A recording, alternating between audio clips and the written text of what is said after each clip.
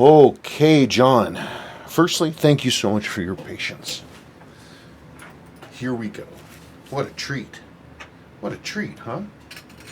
Look at this thing. You know, it's amazing. I used to see these in this condition fairly often, but God, not now. Man. So this is a really nice late example. We can tell it's late for a few reasons right off the bat.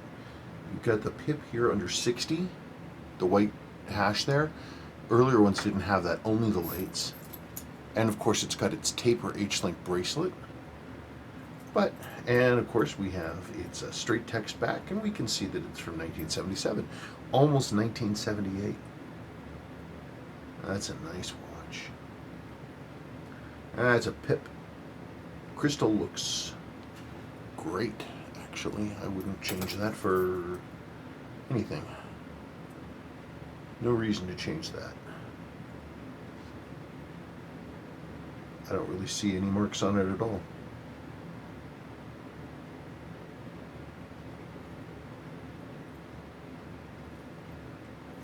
That is a nice looking watch. Oh, actually, let me do this first. Let me get these things out of here. Out. Pretty clean, too, all told. Okay.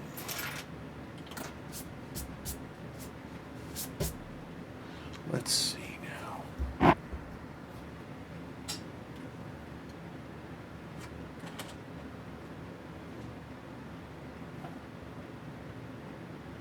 I don't know if that servicing mark is a date, but if so, it's March 1987.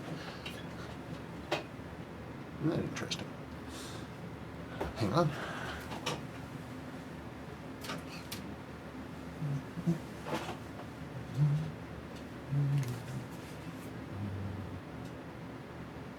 Pretty shiny. Got some lubrication on there. Yeah, pretty shiny.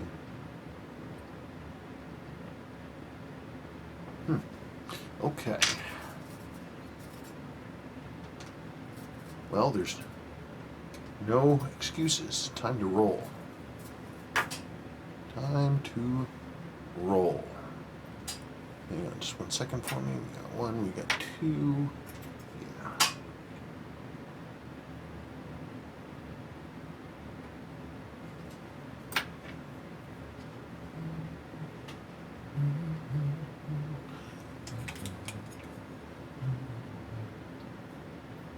I should have some elevator music or something, so people have something to listen to rather than just my humming.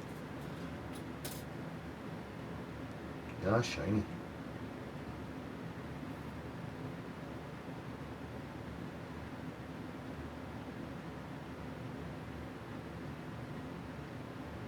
Nice. Hairspring looks good too.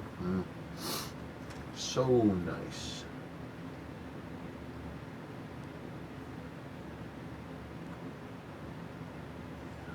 Which this one just did not have a lot of miles on it.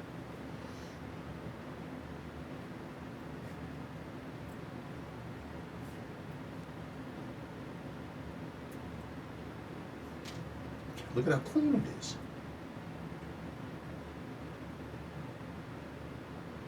There's still some lubrication in there. Wow.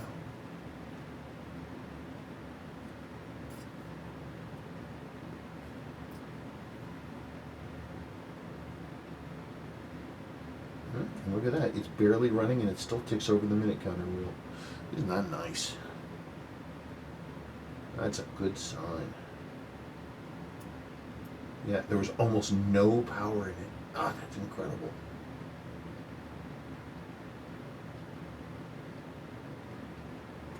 It's a little hazy. And I don't see any lubrication under the capsules, and that's pretty typical. But I mean, even the capsules look clean. Sometimes you get these and clear they've had moisture inside. Everything's hazy, even the insides of these Diashock settings. Not this one.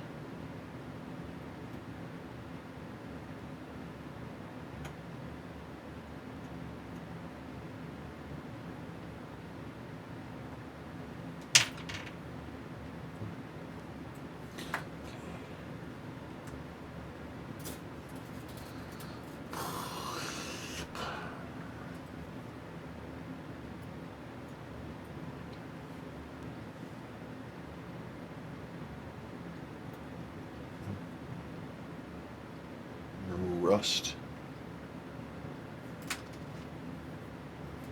Always the first thing to check, because those are the things that go bad.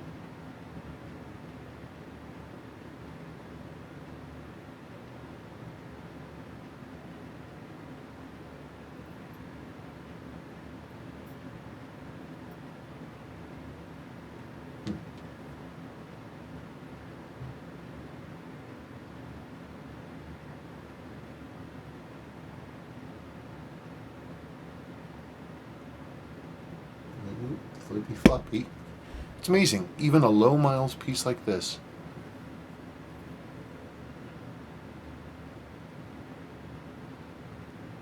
Oh God, knock it off. God, I've got to buy a new thing. I've been limping along with this thing that I got for free for I don't even know how many years.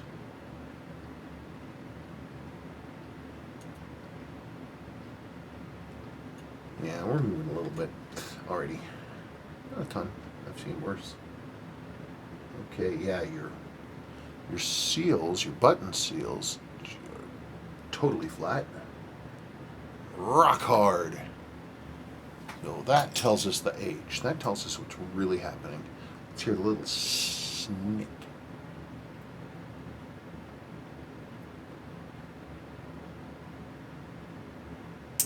Yeah, that was the seal breaking. Isn't that amazing? Rock hard.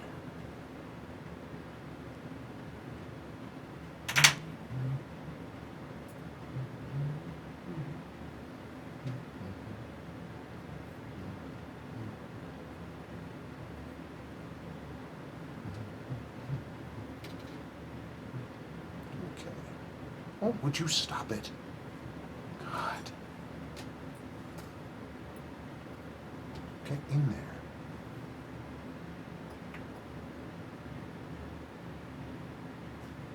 Sure, we're going to see the same thing here. Yeah, somebody greased the heck out of these buttons, hoping to get them to work again, and that doesn't really do it. That one wasn't quite as bad, but it's still shattered. Yeah, lots and lots and lots of grease. Somebody was hoping to get them running.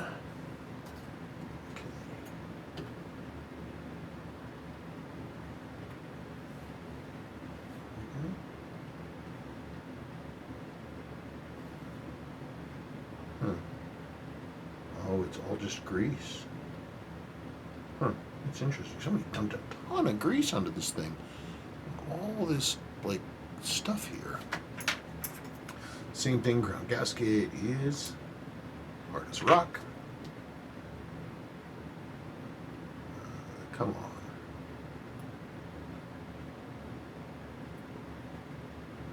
Yeah, even just trying to take it off and it broke.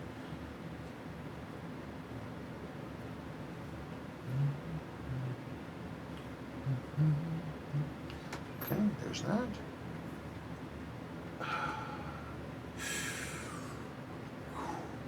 Wow. Wow. Wowzers.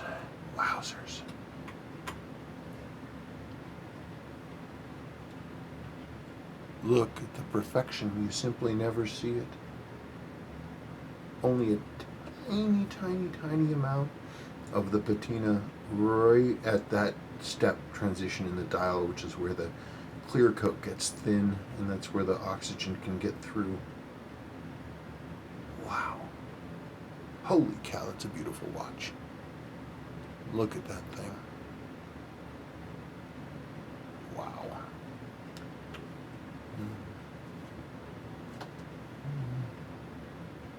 This really is a beautiful watch.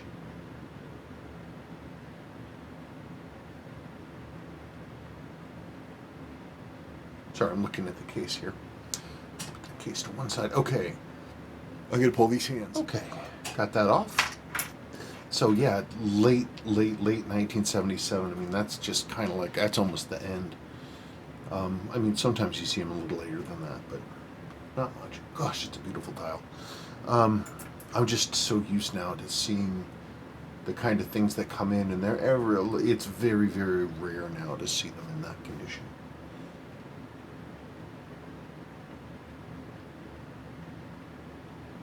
I don't even know what the future is going to look like if all these pieces are draining away.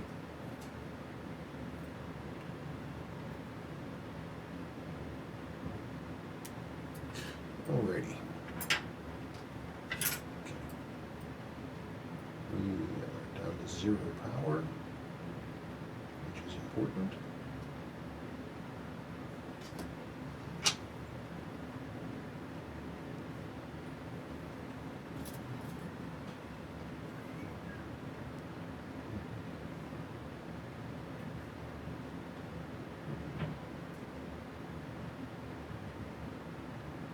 Old, what? Huh. There was a little bit of lubrication around this top of the pallet fork bridge there, and that is not what we need to see. There shouldn't be any lubrication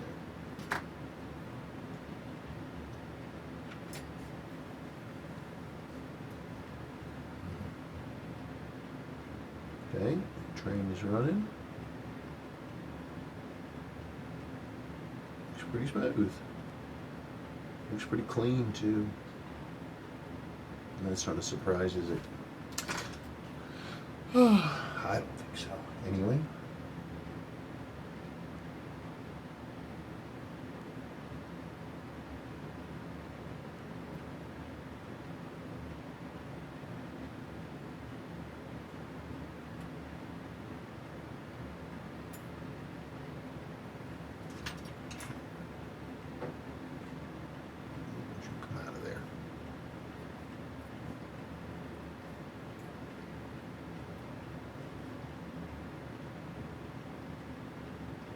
Oh, it's part of the one of the broken gaskets.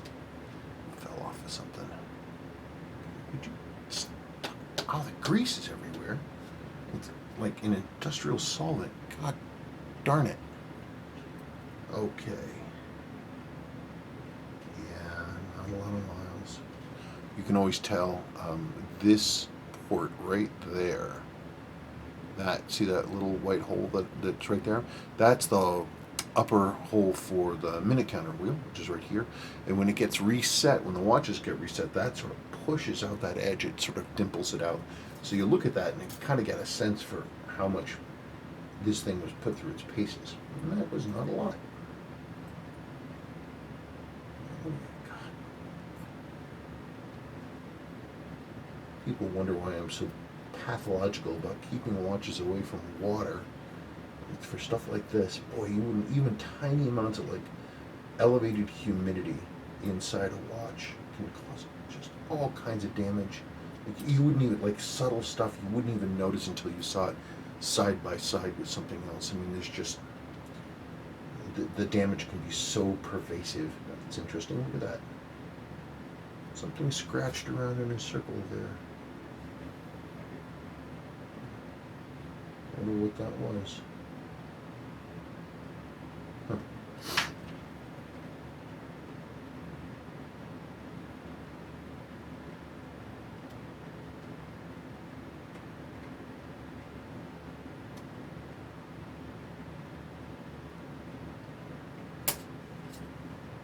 That was silly.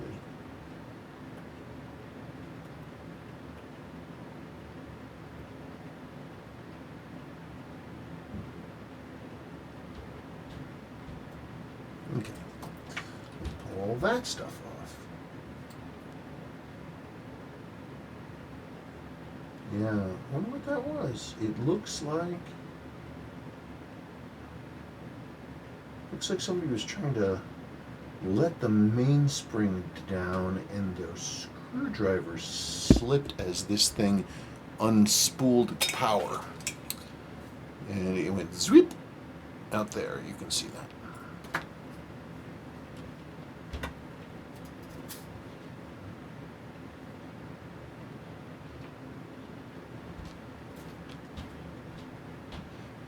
How was that again? Zweep.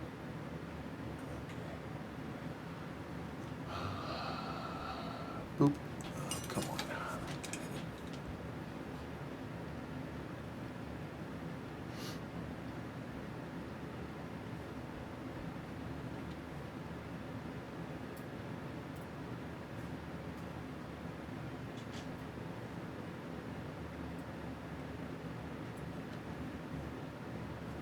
All right, of course. That wouldn't be me if I didn't forget a screw.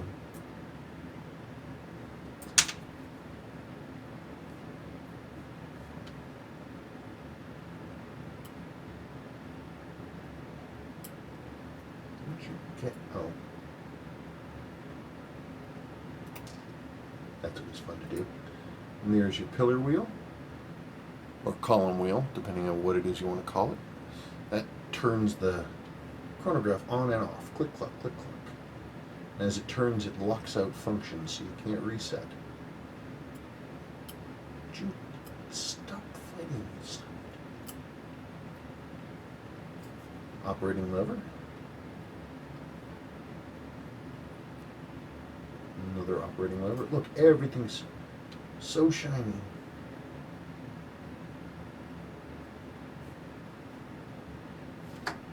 Oh, look at me. I'm so special. I forgot 2 screws.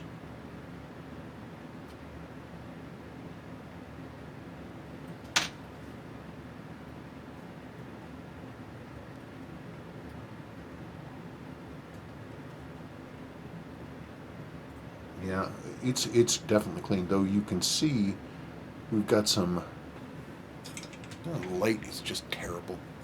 Everything's terrible. It all sucks. You can see we've definitely got some brassing in the lower mainspring, the upper mainspring arbor bushing. So that's been slopping around. Yeah, I will need to clean and repair that.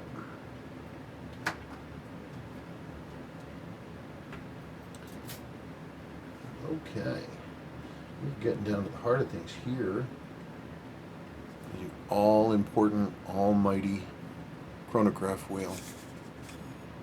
The heart of the watch. If this thing goes south, oof. Clutch is holding, right? Yeah. Definitely.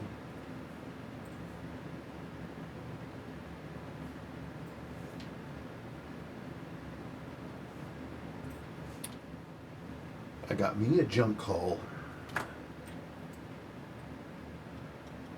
You know, it's amazing. I thought that those were recently made like illegal, and they just keep happening.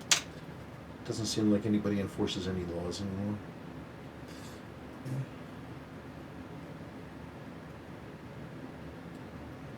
Find a law, break it. That looks pretty clean. Let's see how that works. Oh, would you stop it?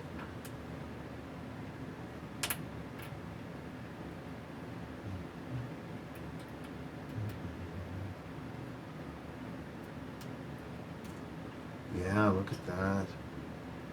You see, it's a little dirty, but it's bright and clean. I don't see brassing inside really. I'll have to pull that apart and we'll see. But like the inside of this,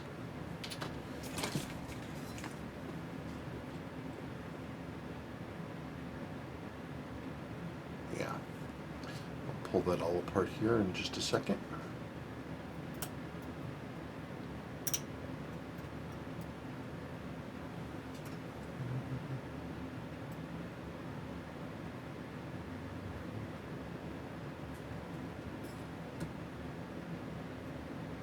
That looks good. So it's the usual thing. I see a little bit of brassing in there. I've certainly seen so much worse.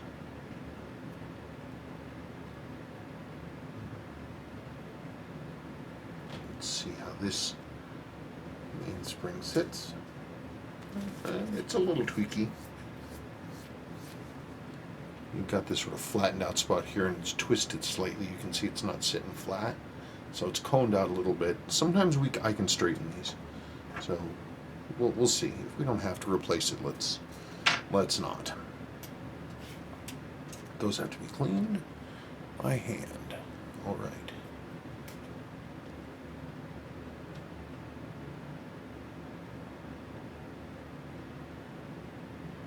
Okay, so I got to flip this over and let's look at the other side of things.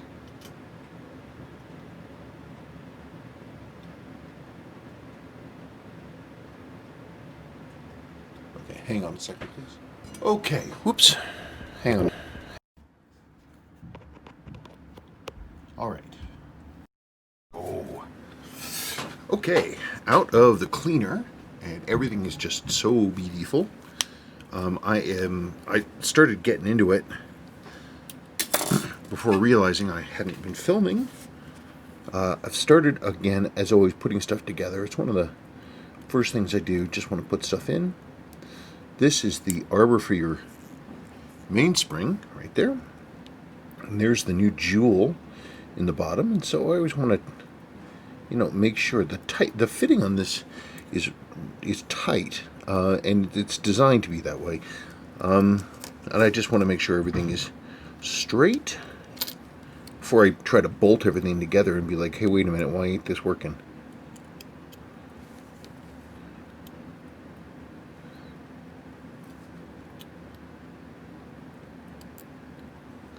Okay, so you see I've got no wheels of any kind in here, nothing. All I have is the arbor. I just want to see if it likes to turn or not. Yeah, that's fine. And you'll notice we're not getting any shifting. And that's what we want. No shifting. I just want to double check. Drop this thing in here upside down.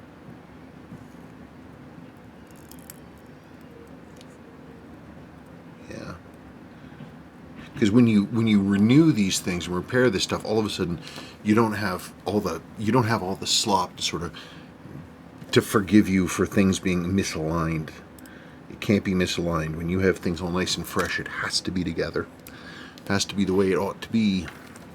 So I have your mainspring all in here, waiting for me to do this business. Come on. Alrighty. Gosh darn it. And I only saw that stupid movie once. And the only reason I saw that stupid movie was because some people, a band that was part of my social scene at the time, was in the movie. I was in that San Francisco retro scene stuff. All very silly. 40s jackets, and beautiful ancient suits, and cocktails and cigarettes. All that crap.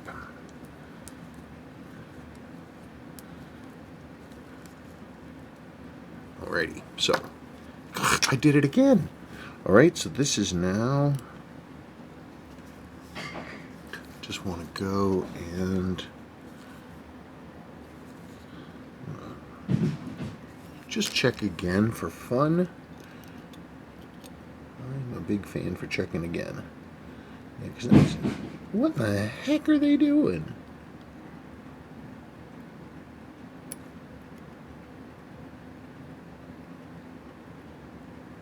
Okay, so that's definitely a rotator.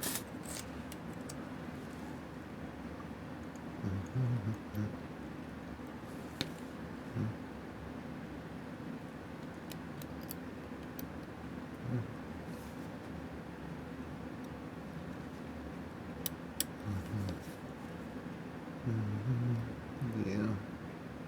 Yes. Yes, yes, yes. Good. Okay. That comes back off. This comes out. Now becomes the funness. Now becomes the funness. What in the heck is he doing up there?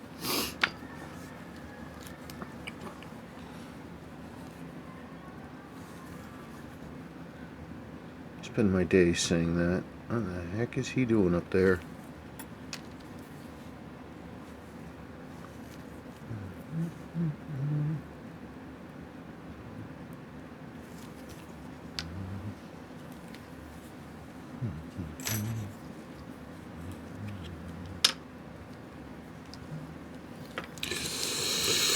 Okay, got us some moving parts.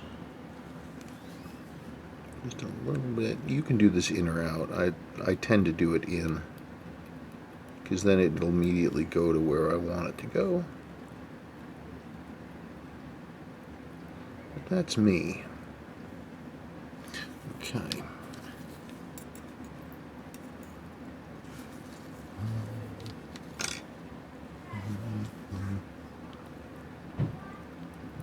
Sebastian, stop. Sebastian, stop.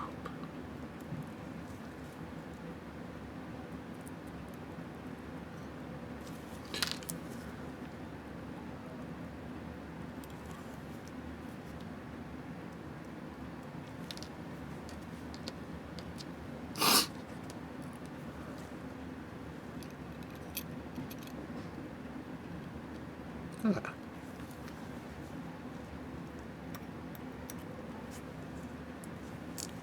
Coming on the end of the day, and I am hoping to get this bolted together.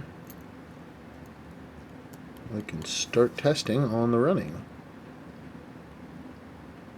Yeah.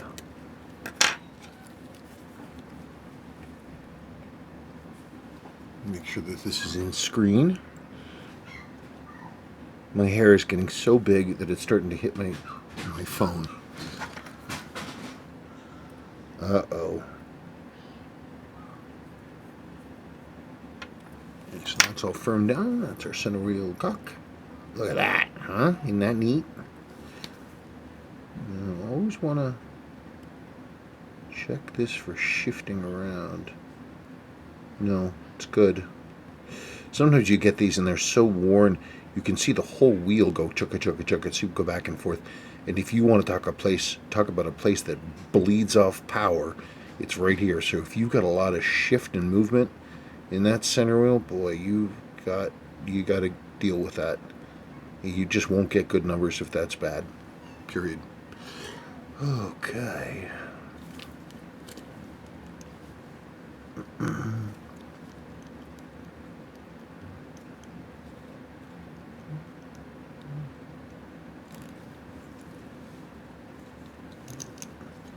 Always with the fighting.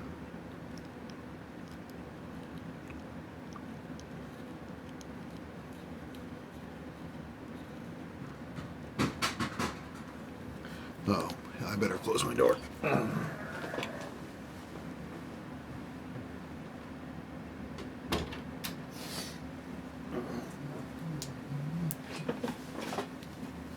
Okay.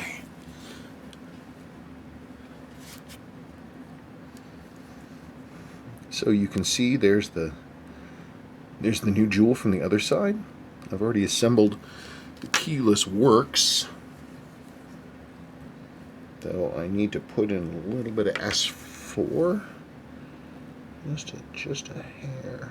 Some people like to, probably rightly so, do this before assembling, but I want to make sure everything fits together the way it ought to and that there's no issues before I start rubbing grease all over everything. So I usually assemble it, bolt it together, and then I'll lube it just a little bit, and then I can test it from there.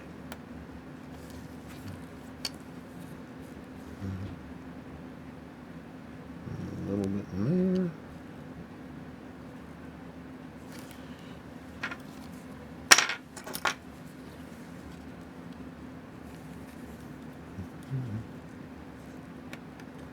Oh, stop fighting me. Always with the fighting. Okay.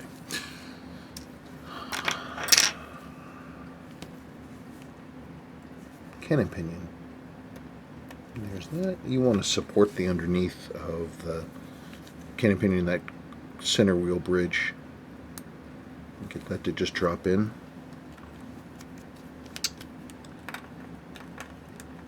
You know, I got the wrong size finger cots. They got new ones at Jules Burrell, and they're ever so slightly too big.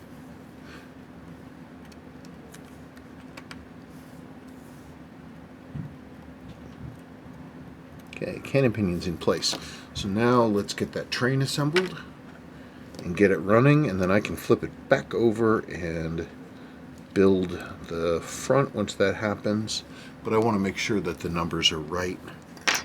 And it's usually easiest to do that if I don't have to worry about something in the front of the calendar being the way it ought not to be.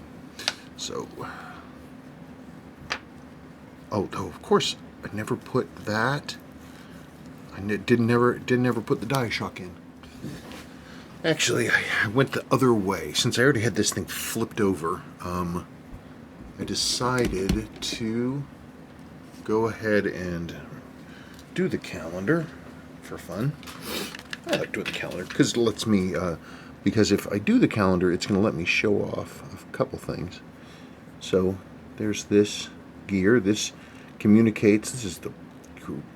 This communicates between the winding pinion and the minute hand, the minute wheel. And that always goes, it has a flat side and a dimpled side. There's that dimpled side goes up. And then we go over here. Hooray. Now, what this does is it gives us a chance to test the connection between the fit between the cannon pinion and the center wheel. So you see you got this port here, that's the center wheel. So you can go in, you can put that right there, and you can turn, and you can feel how nice the thing is if it has good resistance. And that does have good resistance. So I'm happy with that. So since that's good, we can do all the other things. You know, why not? We're here. And the way that I can sort of deal with worrying about the additional drag from the calendar side is I can run it through a lot and like just rotate it a bunch, and that'll get things moved around. It might still take it a little bit longer to settle in for the numbers on the other side, but who cares?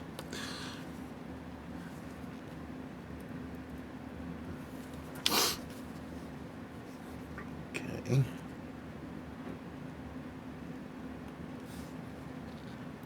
Plastic intermediary gear, which does not need lubrication because the plastic is quote-unquote self-lubricating.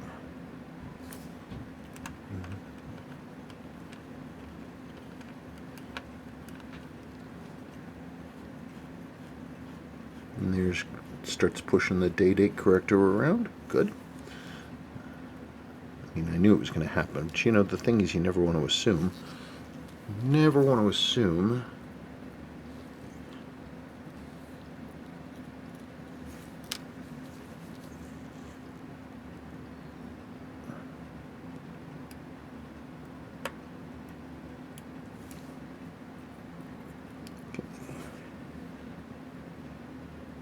I'm sorry, not date corrector, date driving.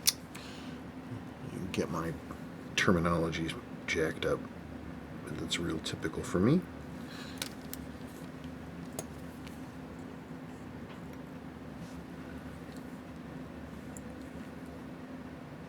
Okay.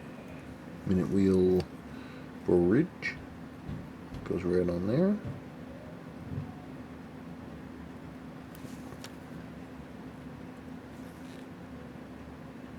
There's the flat one. And then we have countersunk one. And we get those on there.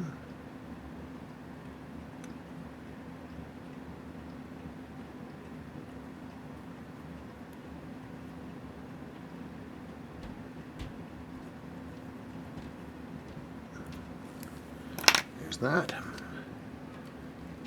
Date corrector lever. Goes on right there. I like to put a little bit of lubrication right here because this slides backwards along the teeth of the date wheel. And I want it to have a little bit of slip.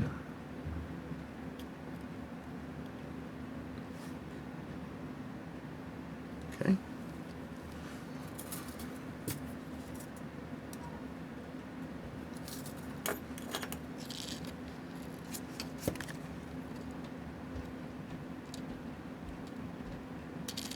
Oh, would you knock it off?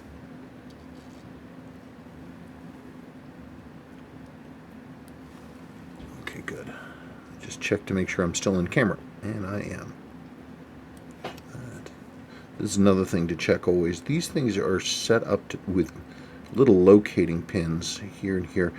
And you want to make sure, one thing to check is that this set lever isn't bent, and you can tell sometimes because it'll in its natural position, this tip will be underneath this, and you don't want that, because then it doesn't, if it's severe enough, it won't go back, it won't go in far enough to change the day. No, that's fine. Okay. Did you really? Is that necessary?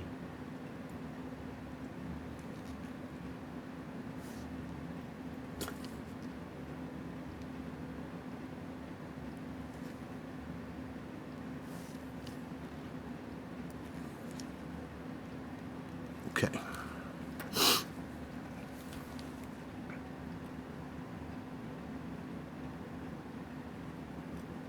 Oh, come on. Stop fighting me. It's so funny. I hear Sebastian say that now. Hope I don't make him into a pessimist.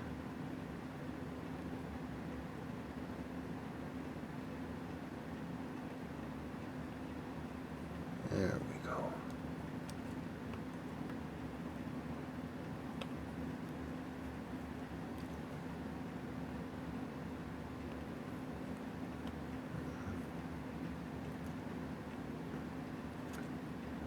You guys may be wondering why it is that I don't have like a bunch of videos every single week.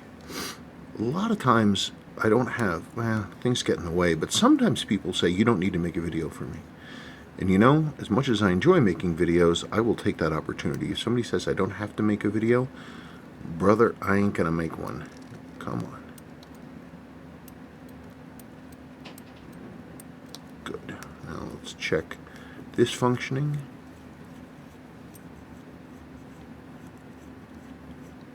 Come on.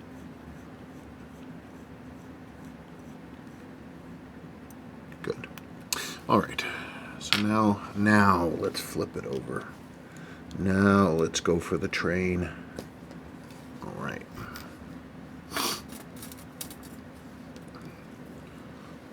Yeah, gosh, I hope it rains. All the wildfires that have been going on. Be nice to get a handle on them.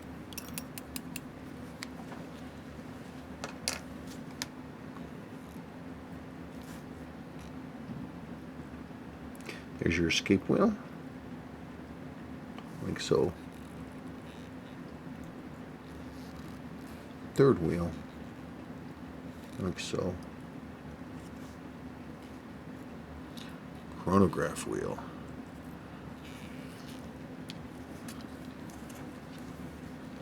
Always gotta take time to properly lubricate that chronograph wheel.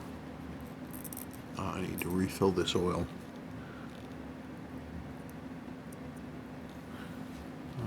Okay. Come on.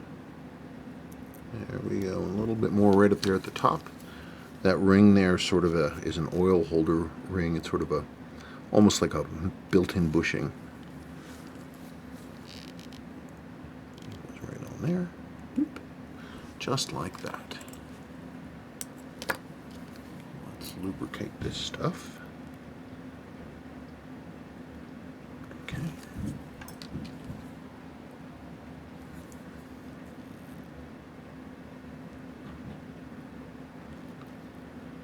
Okay, good.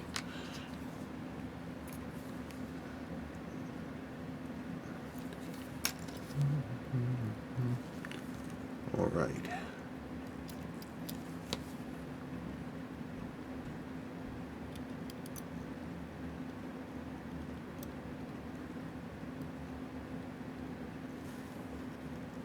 Now comes the fun part, getting those pivots to seat. That's not tough. I mean, I remember a long time ago when I first started this, it was kind of tough. But you know, you do anything long enough and you should be able to get the hang of it. I mean, barring things like brain surgery and stuff.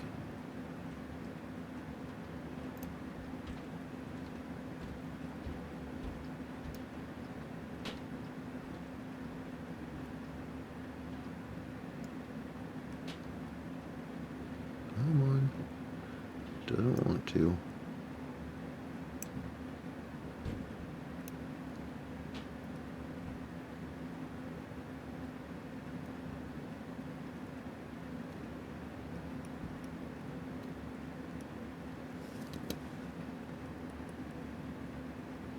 Okay, got that chopped in. Always want to be so gentle, just in case you don't have those pivots dropped. But I do. So, first things first, you get one of your handy dandy little screws there. Let's put that thing together.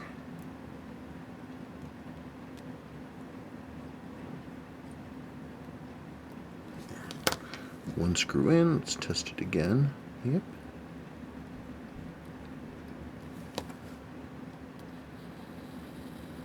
There, good. Alrighty.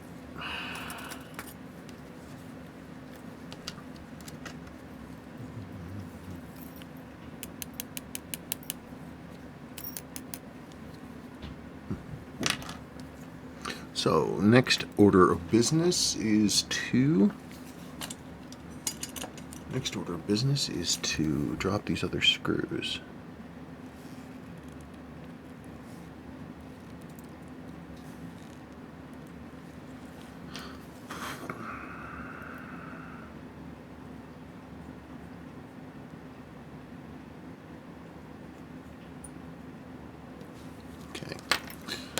One of the key things, and I don't use S2 or dark grease for this, I just don't like to.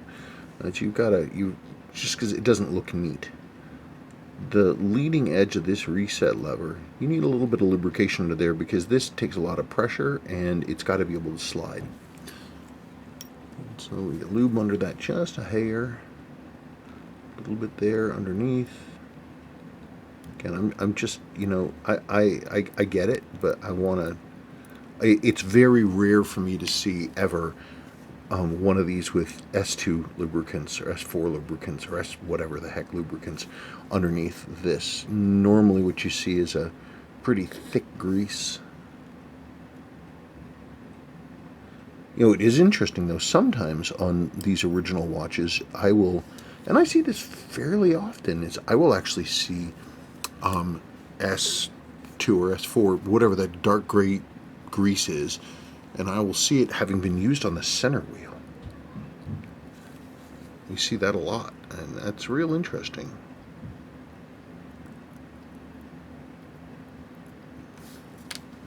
Okay. So I've got my little bushing, I already dropped that in there. That goes in there, then you draw this click spring back. Let that drop in. See? There you go.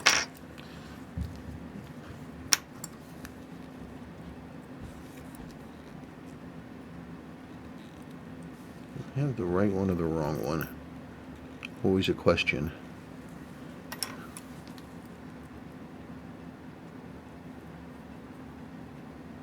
Okay.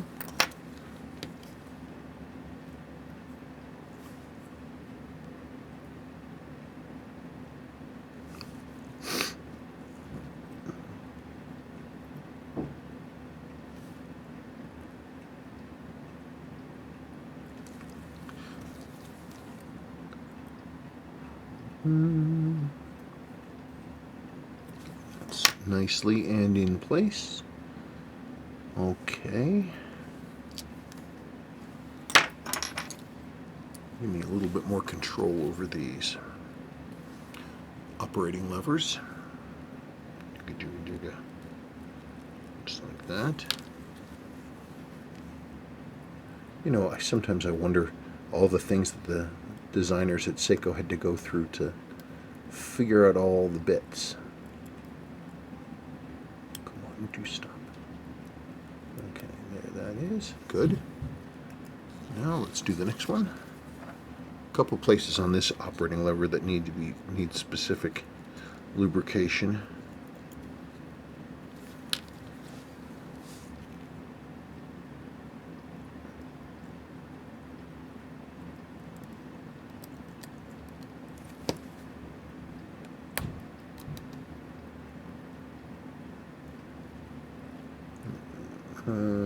No, that should be it. Come on now.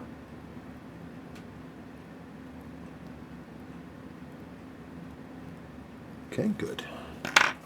Yeah, you gotta make sure that these ports are lubricated, and especially this right here where these two operating levers meet. It's gotta have some in there. But you know, all this stuff is not like arcane knowledge that I wrested from, you know, Death and Ore and in some ancient library. It's all in the guide. Let's see. Okay.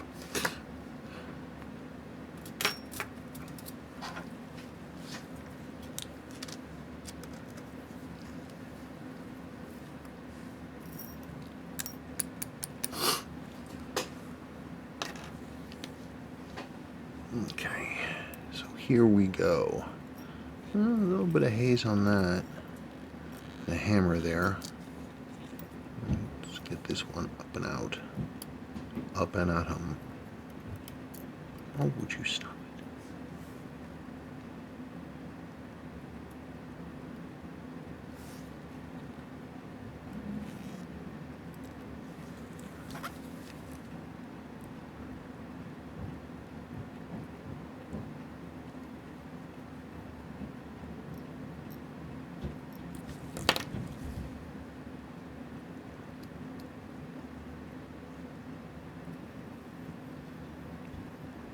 Good, still turning freely, that's a good thing.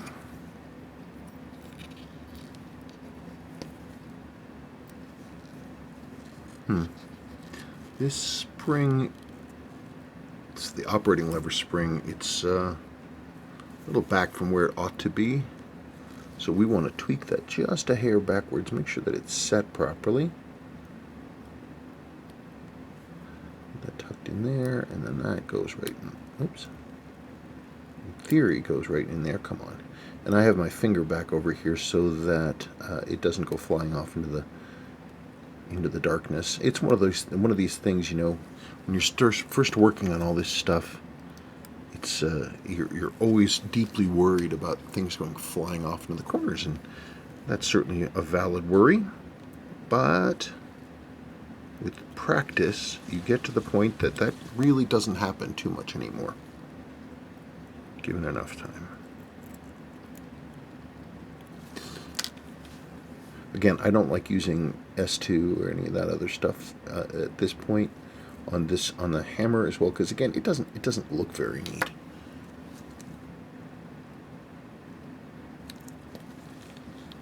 It was a little sloppy of me. Let me get that off of there. Off. Okay. Last step for that is hammer spring. This is always fun. I catch it here on this one, then I rotate it over, and then I get this forward, holding it with my other finger, and I try to do my best to tuck it in around that. Then you get this, again, you're holding it with your finger. You take it, and then you can just rotate, and it drops in, just like that. Boy, I remember trying to do that back in the day. Yow.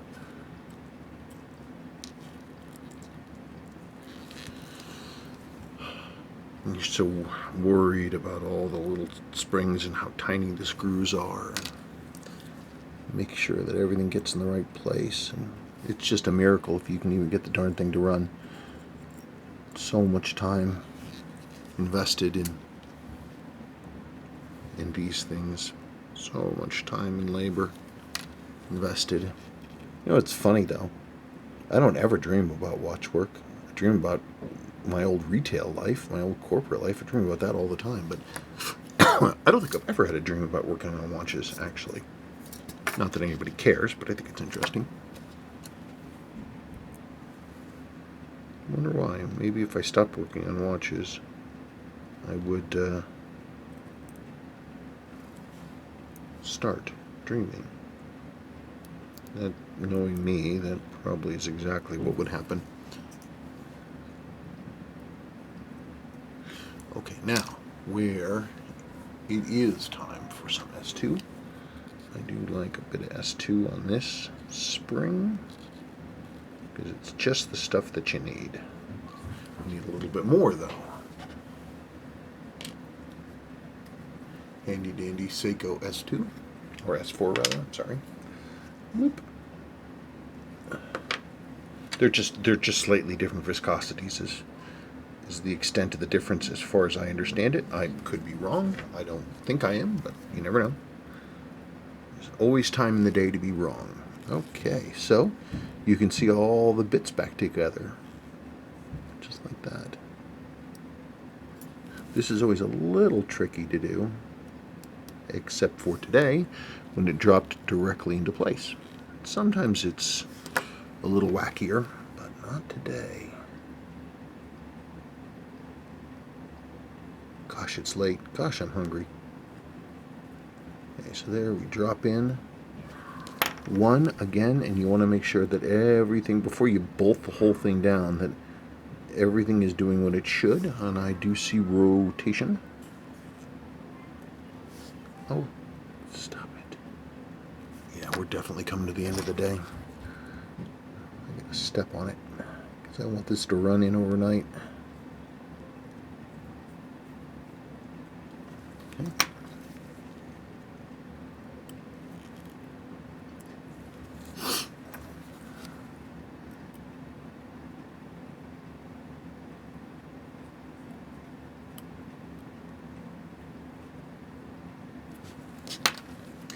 Okay, so now we're going to test the running. I don't want to try to run this thing up with the chronograph wheel engaged like this, so I want to separate that out.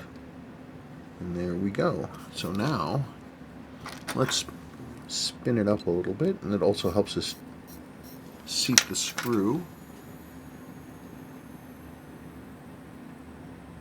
Yeah, look at that. See where the teeth on the barrel meet up with the center wheel? It's exactly what you want. That's good. Oh, well, it would help if I had this. I forgot to put the spring. Oomph.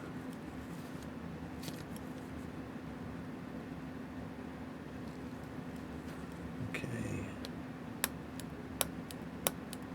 Oh, that's good. Yeah, that's nice. Pardon me.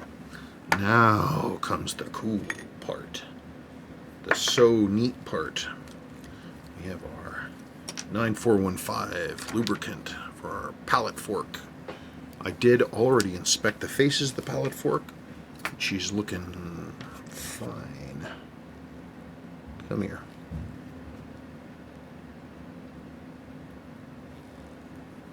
But as always, I will check again. Never hurts to check more than once.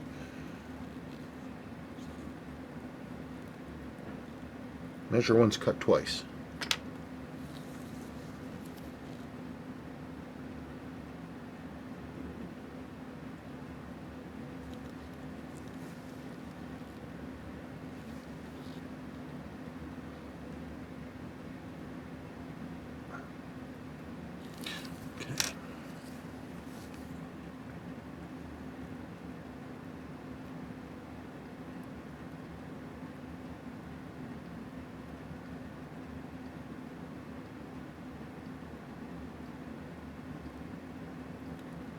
Okay, there's that.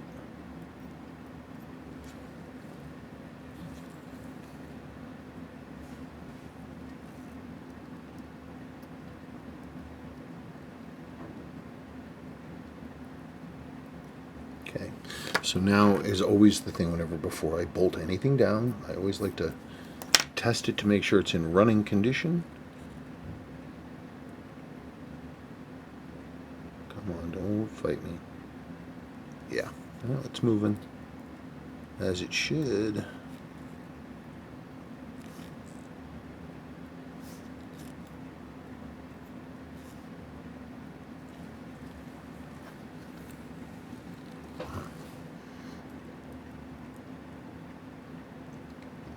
Firm this down. Yeah, this stuff, I mean, it's probably, you know, I'm making this look probably pretty easy. It's very complicated when you first start. And because you have to think about everything you're doing. But then after a while, you sort of can concentrate on the important things, and the routine things just happen. Okay, so you've seen the best. Let's see the rest.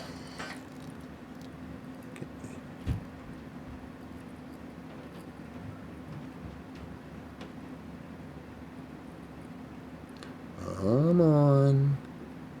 Come on. Does not want to drop that pivot in there.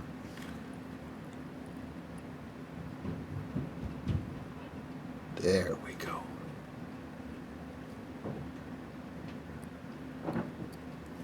Look at that. Nothing caught on fire. No parts spinning out everywhere.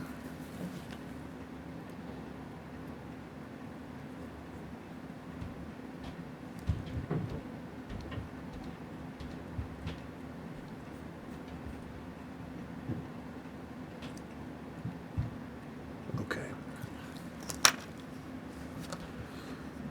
It's a runner.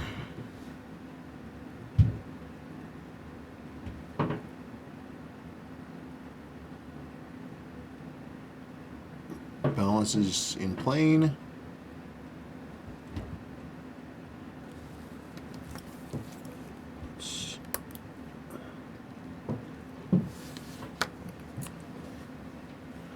Just sitting there, going to let it run for just a second while it's thinking. I can see the amplitude going up and down.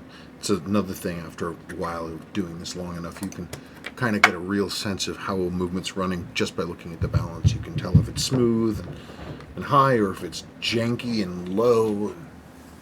It's not foolproof, but okay. Let us, yeah. Okay, let's check the numbers. Okay.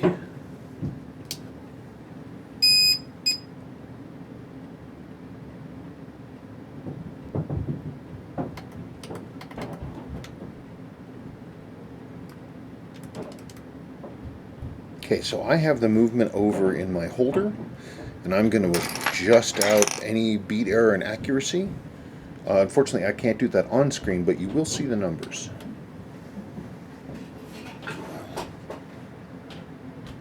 Those are some very strange numbers.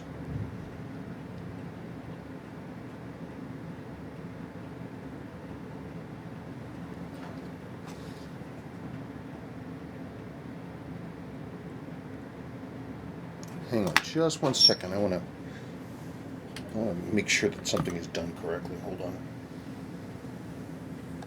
Make sure.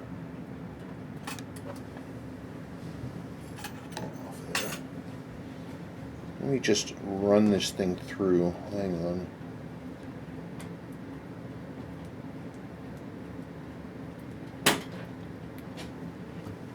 Okay, let's try this again. You see the previous numbers there. So it's being kind of bouncy.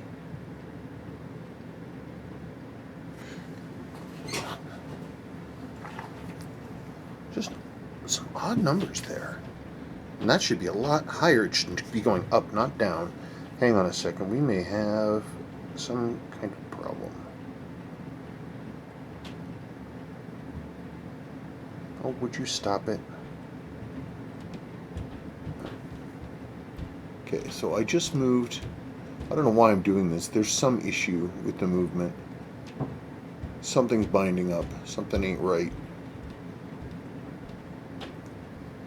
Let me keep adjusting out that bead error so I'm on the left lever as I'm looking at the balance. The one with the brass stud in it. Okay, so I got it to 0 beat error. We are still dragging like crazy. I wonder what's up with that.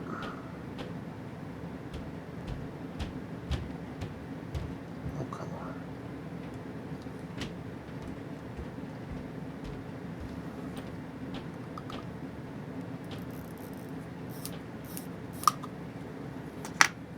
I just put a bunch of power into the mainspring.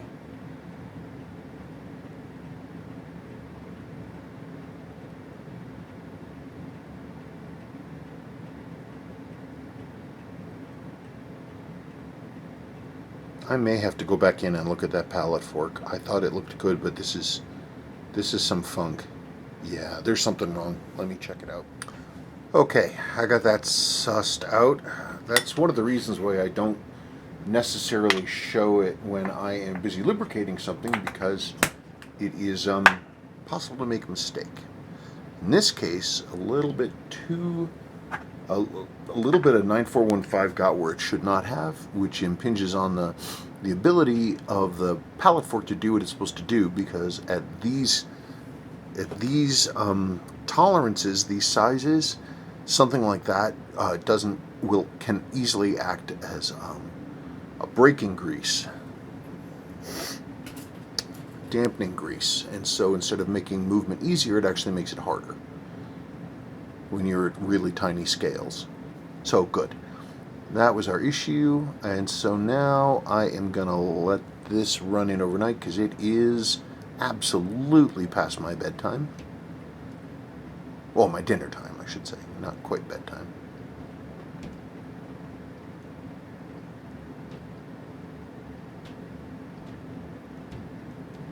Okay, yeah, I want to let this run. So we will revisit this tomorrow morning and see what the numbers are, but this is obviously much improved. Okay, so we're about 14 hours in.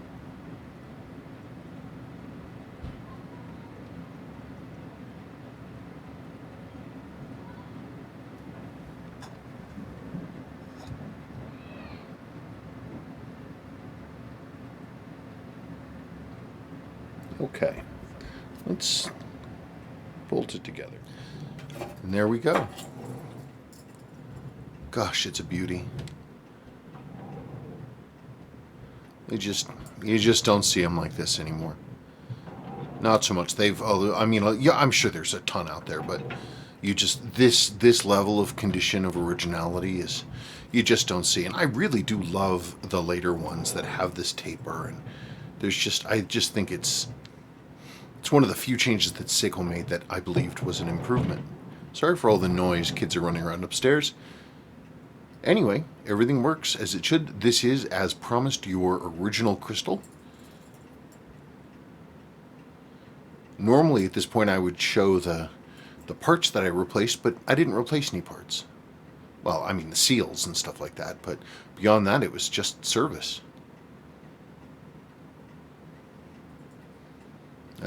This is a keeper.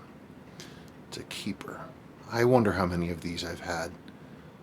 Yeah, all got sold.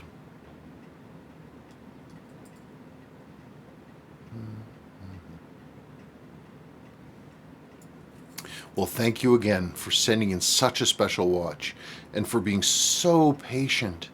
I can't imagine being parted from this watch for as long as it has taken. But I'm really looking forward to getting it back to you, and I hope very much that you enjoy it when you do get it. And I thank you again. Okay, bye-bye.